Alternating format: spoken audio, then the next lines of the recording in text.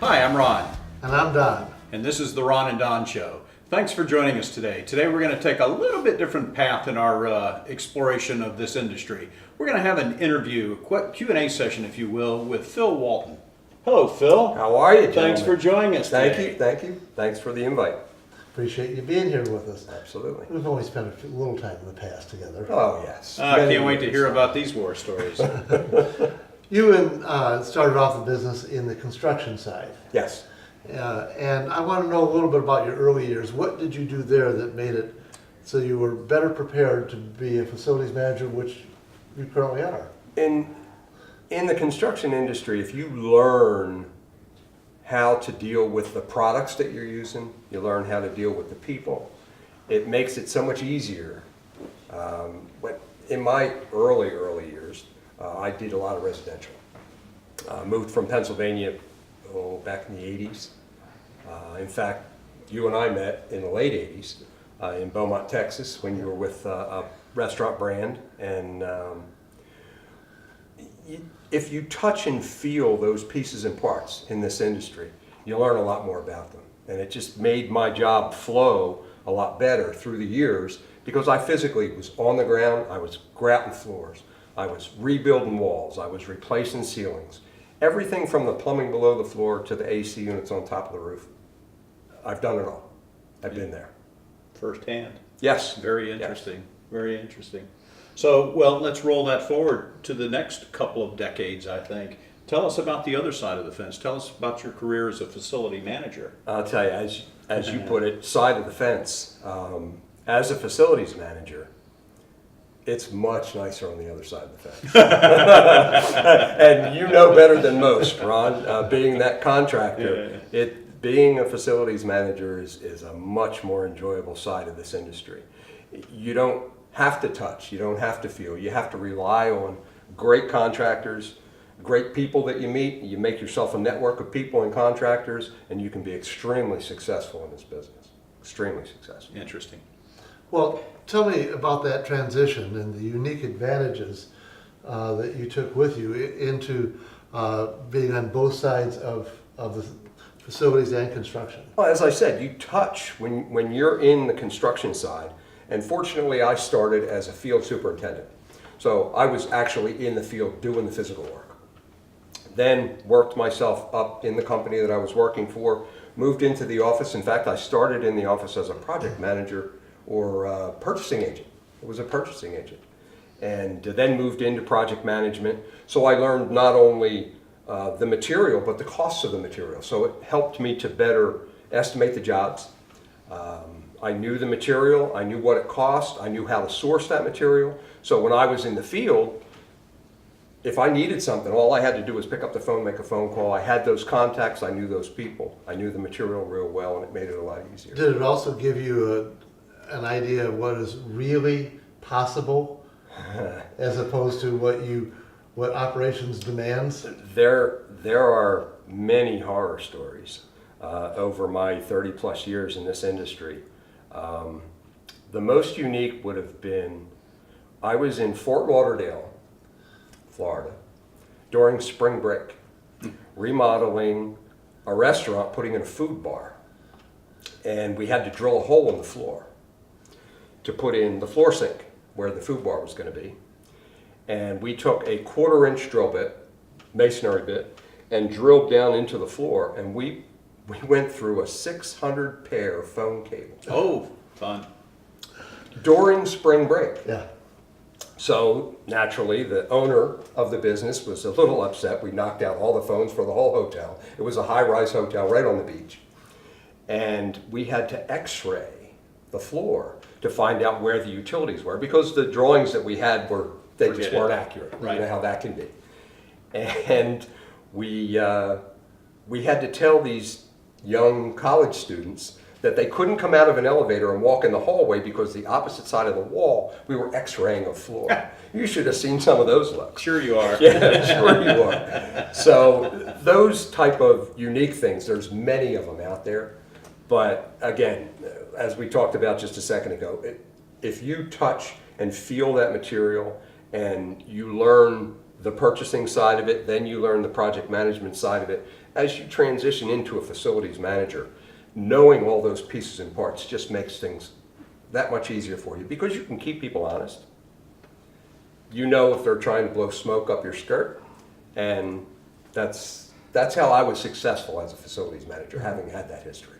Very interesting. Well, I'm going to go in a very similar direction with my question, and that is, describe for us, if you will, as in your career as an FM, give me your most rewarding day ever. What did you do? What did you accomplish? How did you make somebody's day better?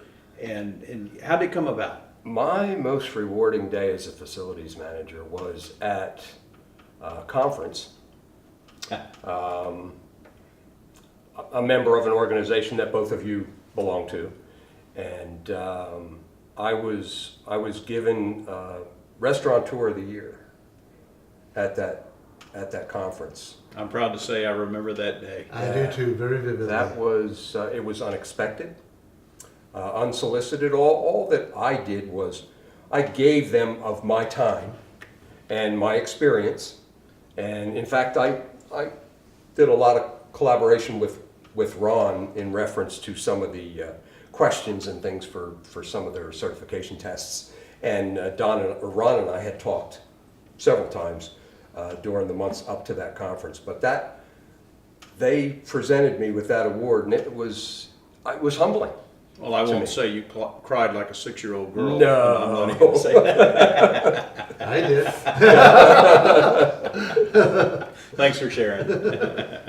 Well, you've had some very interesting challenges over the years. You've had the time when you drilled into the conduit.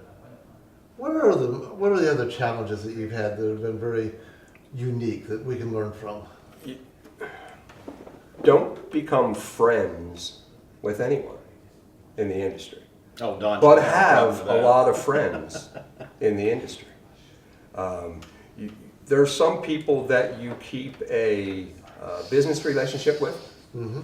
There are some people you develop a personal relationship with. And be careful that you don't cross that line sometimes. You really have to know the people that you're working with. You have to know the people that are going to work for you. And just don't cross that line. Be really careful. It can go bad fast. I think we had an episode on career derailers. That would have been a good topic as well. So thanks Yes. for sharing that. So just kind of wrapping it up here, can you give any advice to your contemporaries in the industry as to perhaps a younger person entering the facility manager space as to what to look out for, what to do, or what not to do beyond what we just talked about? It all goes back to knowing the job that you're going to ask somebody to do. Know that job. Don't rely on that person is going to make your job easy.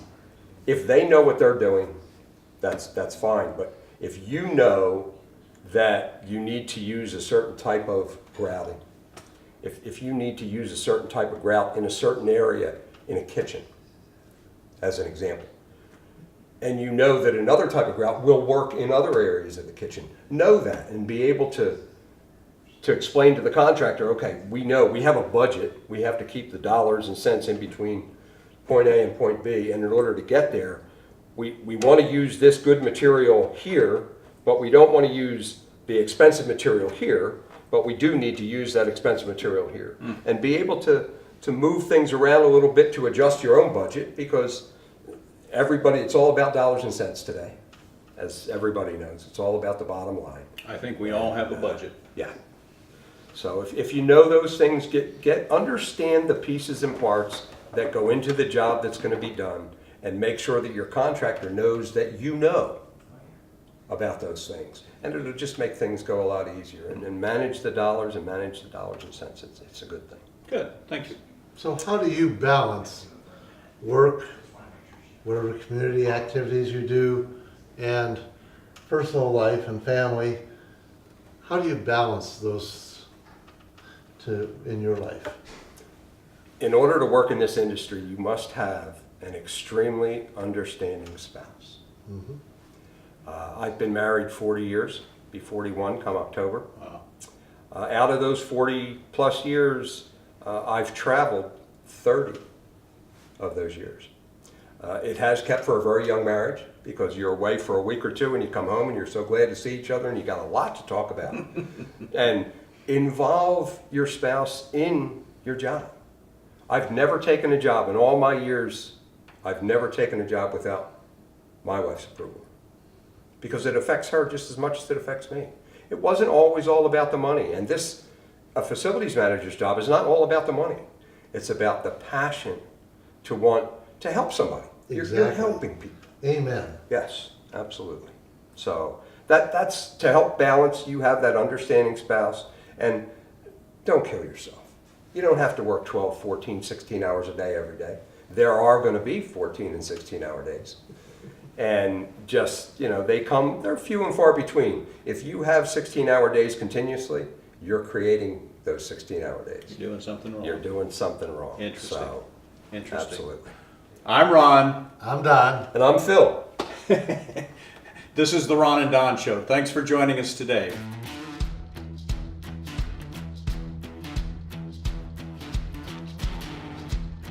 Appreciate your time, and if you like it, please subscribe.